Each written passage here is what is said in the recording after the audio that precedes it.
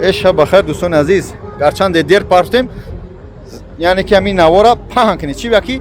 یعنی در پارکیم ببینید کیا اپتیما 2017 پرابگش 200 چند هزار خطا نکنم، نرخش قیمت نیست، 1,500,000 نو. یک خوبی داره دوستان عزیز، یک خوبی داره که کожний салон обогрев денег зад период, یعنی که чисто молодежь никакие. با هم خودیر بچه‌ها عزیز، بچه‌ها کیا اپتیما سوار تاکسی پاکسی زدگی نیست. خلاصا با قطعی صحبت شوفر صحبت کنیم. ببینید من هر ماشینی را که اگر که رکلام میکنم من همه وقت خواهش میکنم که برادر در چشمتون ببرم چیکار کنید با قطعی صاحبش صحبت کنید اوستا بره.